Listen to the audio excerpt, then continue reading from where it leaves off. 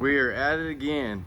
We've got a 97 Chevy Suburban 1500 350 engine, 5.7 liter wise, 4-wheel drive. They had a so-called friend help them out and get this transmission in there, and once he got it in there, the vehicle didn't even move. So we are thinking that when he installed it, he misstabbed the transmission and converter or bolted it up crooked on the flywheel, did not pull it up to the flywheel, and when he pulled it together, he broke the pump. But what else we have over here is some jicky stuff. This is your park neutral safety switch. So this is what tells the transmission what gear it is in. Oh my gosh. I mean, this is terrible. So this will have to be fixed. I could only imagine what's under that tape. I think we got some other wires. This is going towards the transfer case, stuff like that. I'll have to fix that. It's all under wrap. Our main connector's good. It had a little fluid in it, but we'll get that fixed on the harness on the transmission. But guys, I can't say this enough. If your friend is gonna cost you, I mean, your friend's gonna cost you more money in the long run. Unless he's a pro, doing one of these on the ground, it's just almost impossible. I know some people can, you know, and more power to you, but just do it right to where you don't charge people or cost people more money, not charge people, you know. So then I have to go back and then charge these people another couple $1,000s to fix their unit because of what you have done. So leave it to the pros. We appreciate y'all watching. Trent here at Precision Transmission. Have a great day. Okay, this is Richard from Precision Transmissions. This is a case of doing it at home and letting your friends do it when you should take it to professional and have it done right the first time. That way it doesn't cost you a lot of money out of your pocket. What they did is they went to a wreck yard and got this one. I guess it supposedly worked when they got it and put it in, but when they put it in, they misstabbed the torque converter here and it broke the pump on the inside. Now this was supposedly a working unit, but once they put it in, it doesn't move forwards or backwards at all. You see the lug is stripped. It's hard to tell, but you got the converter here. You can tell, you can see where it grinded it all up through here. This actually is smaller, where it kind of grinded it up. Okay. The unit probably worked, but I don't know more. So let's get this apart and physically see what type of damage they did. Now this is a 4-wheel drive. Now this is an early designed 4L60E. It's got the thin bell housing. It takes a smaller converter. With the later ones, they went to a thicker bell housing and put the B85 torque converter, and then they changed the shaft here where the splines come all the way to the end and put the O-ring farther down here to give it a little bit more support, and the O-ring didn't take as much heat. So if this O-ring shrinks really bad, that's the first thing that kills lockup on the converter. You can tell this when you can't even feel it. It's hard as a rock. I have to cut it to get it off. As you can see, it's like flat. Yeah, it's not even flat. round. Yeah. Now they did make this same version trans, even in an earlier version, 4L60E has a non-bell housing that come off, non-removable. So this is the first design of the removable bell housing 4L60E. Really not a lot of changes. So I'm not really sure why they did it. I guess maybe just put it in different vehicles or something.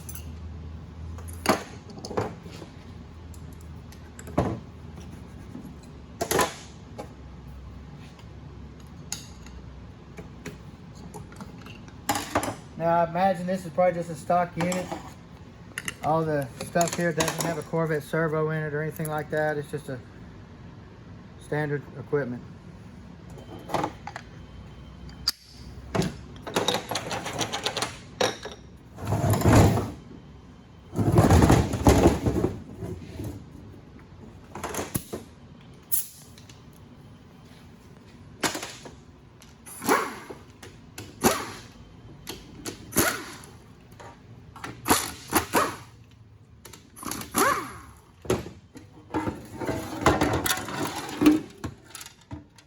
Not a whole lot of trash in the pan. Which the pump never pumped, so the tranny probably ain't gonna look too bad on the inside.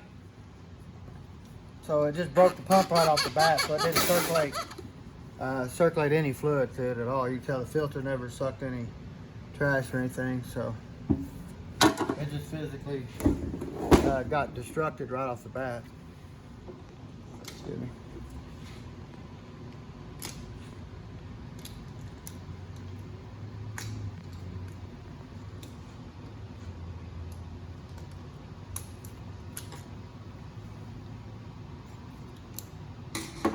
Now this is your PWM lockup solenoid here. This is a pulse modulating solenoid, and this here is physically your lockup solenoid here. This is your 3-2 downshift solenoid. And then you have your pressure control solenoid. And then you have your A and B shift solenoids here. And then you have your pressure manifold switch here. Anytime you rebuild these, you always want to check these solenoids, change these O-rings like that.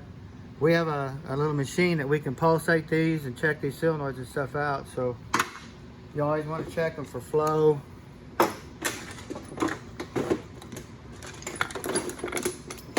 See my 8 on there, Trent? That's where I drive it.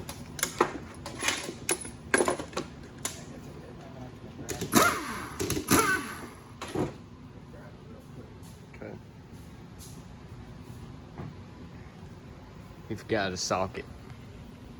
We'll just look at this masterpiece though. I mean, it really took a genius to figure all this out and to make it work.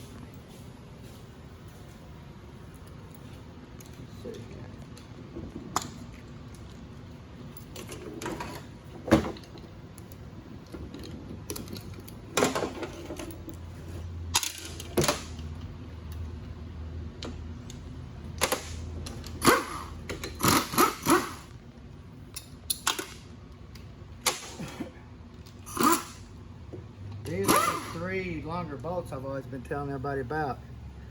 You want to make sure you always put them back. There's going to be 3 8mm bolts. You got these 2 short ones in the pressure manifold switch, and these 3 here, which is kind of like a little L-shaped.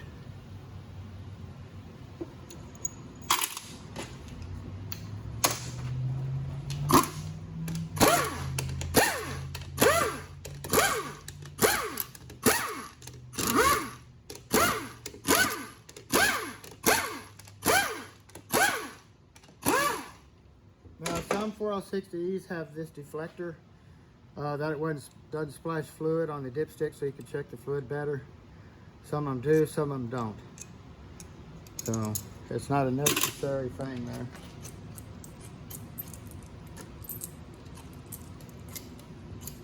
And these bolts are your longest 10 millimeter right there.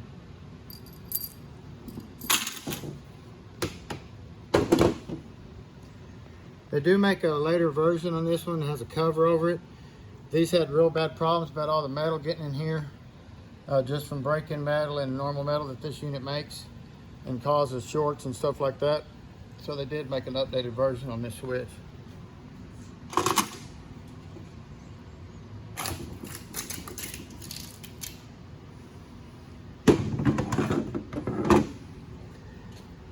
This is where a lot of things happen right here. Like, you can see where it tried to channel the new fluid and then all the old fluid. It just pumped for just a millisecond and then just broke the pump apart.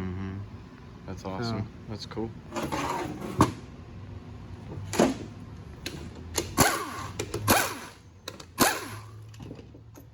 This is your 1-2 accumulator here. Anytime you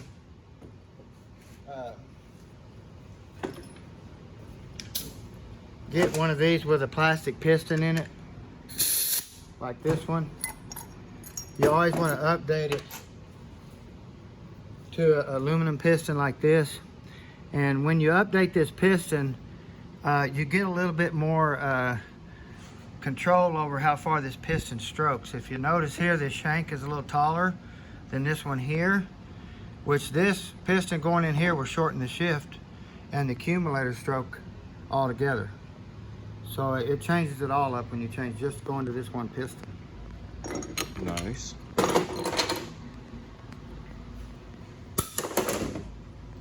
Now, I really haven't specified this right here, but this tranny here has a 3/4 clutch failure problem right off the bat. The third gear clutch on this doesn't last very long at all. And what it is this ball right here gets beat in the case. This ball right here, when I pick this case up, or this plate right here, if you notice, it's stuck in there. But all the others, see, they just roll off. Well, this one here is stuck in there. Well, the third gear clutch needs this big feed hole right here to hit the clutch circuit first, and then slow it down with this smaller hole. So once this beats in here and stops the big surge to the clutch first, you're only applying that clutch through that little tiny hole there. So it just kills the clutch. You can have a Z-pack in there, you can have anything you want in third gear, that clutch is going to die. So you notice I just knocked it out. And you can kind of see it's got a big old lip on it right there. Get this ball in my hand, and that ball will it just sticks in there where it should just sit under this pretty, and you move around like that one. So we go back with the 48 RE plastic balls. They work really nice. They can take a lot more impact load on that plate and not dent it. So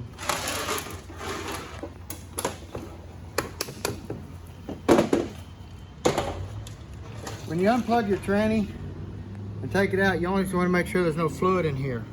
If there's no fluid in here, the connector's dry, the connector's good. Check this solenoid, make sure it works good, make sure the ball rattles good in here. You can ohm it, make sure it works good, or you can even test it with 12 volts. So that way you don't have to buy this whole harness for no reason. Now this is your 3/4 accumulator here. This is the one that we always block off and double stack it with 2 pistons. That way we don't beat a check ball down in here in the case and just ruin the case. It's the same thing, but we like stacking 2 pistons. That way we don't destroy our case.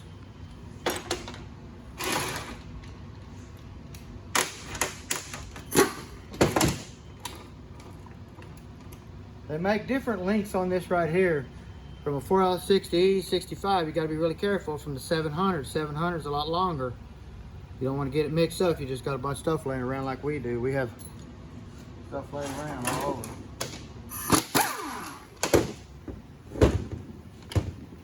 I like to turn it, get the thing in park. It'll open up that bolt right there. We can get the socket in there like that. And take that out.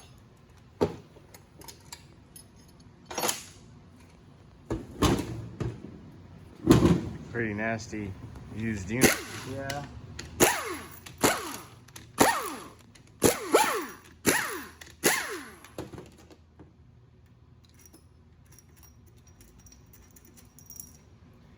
Now when we go back with this unit, we'll replace depending on how bad the pump is, if the body's good or the stator's good. But we'll look at it all.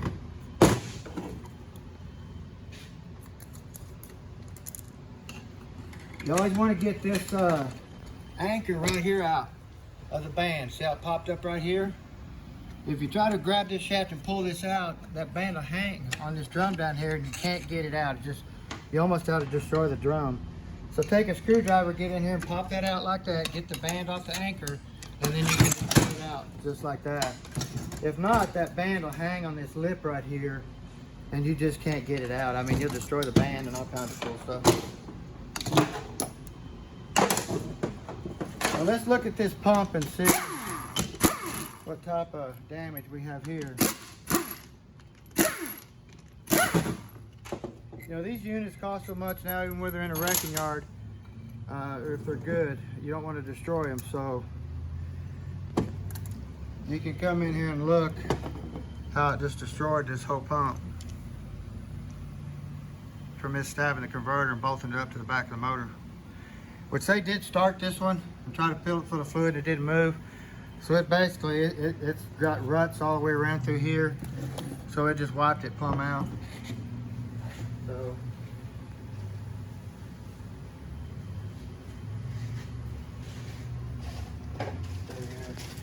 here's a little kit that we go back with, the kit that we put in all of our pumps. This comes with all the paddles, the rings, the new gear, the new slide. Every one of our units get this kit right here in there. That way it's all brand new. So that's a must. Well, the pump's destroyed. It's going to take a whole nother pump. Get this the rest of it apart and just see what type of damage we have from just your normal day driving and stuff like that. So this is a big hole drum right here. You got to be really careful on these early models. Some have a small hole here or a big hole. And if they have a small hole here, they have a bigger hole down here. So you got to be careful. I mean, if you notice, this is actually messed up. It's got a big hole, big hole. Normally they have a small hole, big hole, small hole. So we have two big holes. We got a big hole, big hole. That's wrong. So we're going to be putting another pump in it anyway, and we'll get that straightened out. What that'll do is cause a harsh reverse when you put a big hole in a big hole, because they use that hole right there to restrict the fluid going to this reverse clutch right here to soften the engagement. So when you put this thing in the gear, it probably went in reverse pretty good. Which they soften reverse in multiple areas in this vehicle anyway. They add a bevel plate here. It's a plate that's beveled. When this clutch come on, it flattens it out. And when it flattens it out, it plugs this hole right here. Instead of putting a check ball in here that seats, they use this bevel plate to flatten out to plug this hole. So it's basically the same thing, just different way to do it. So once it flattens out and touches that, it pressures up and maintains it instead of using a check ball. Now you have your 4 sealing rings here. Anytime you rebuild this, you better be careful on not cutting these, because you do have to put them on and resize them. So I had a customer call me and tell me he rebuilt his tranny off one of my videos and he doesn't have 3rd gear, and he cut this bottom ring right here. And it don't take but just a little bite out of it and you won't have 3rd gear. Or this is your forward or your engine brake clutch here. So these are pretty critical.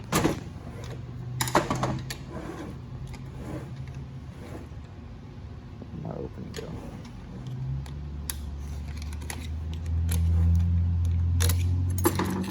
Now this just has a stock 6 clutches in it. It does still have the load springs, which is good. These load springs, when they get wore out, the spring will almost be flat here. You want to make sure they're about 1/8 of an inch tall. You can pull it out and think, oh, I got good load springs, but if they're flush with here, they're not doing nothing.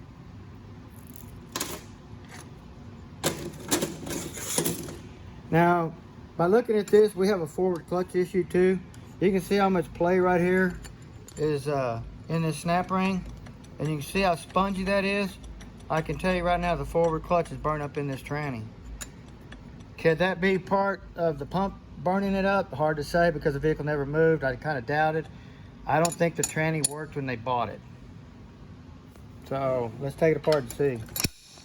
So I think they bought a bad tranny to start with. Put it in there and just broke the pump, and now they can't get the money back because they broke it anyway. So we'll look at this. Now if you get here and look, the forward clutch is burned up completely. This just didn't happen because of a bad pump. This happened a long time ago. I mean, there's just nothing on these clutches at all. They're just metal to metal. So this pump, when they put it in, it didn't survive long enough to do this. So when they bought this tranny from these people, it didn't work to start with. So that's what's bad about buying a used tranny. Like I said, I don't know if they bought it from a wrecking yard or where they bought it, but I know it don't work. It never worked.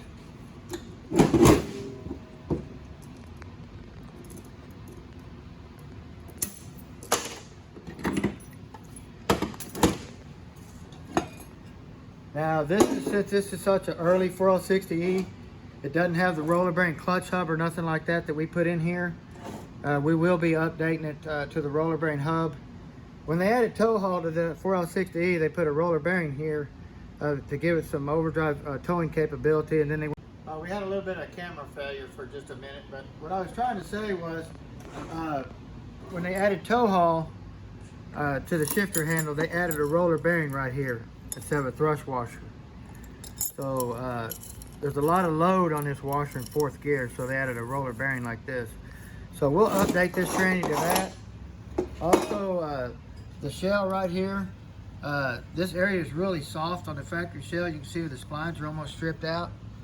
And also, they're bad about cracking and just physically breaking this piece plumb off right here. What really causes this is backing up and putting it in drive before you come to a stop. It's really hard on that. Now, the one we go back with, we stay with a light shell, but it's been hardened here on the end that eliminates this wear. So, a lot better piece though. So let's get this rest of the way apart, see what we got down in here.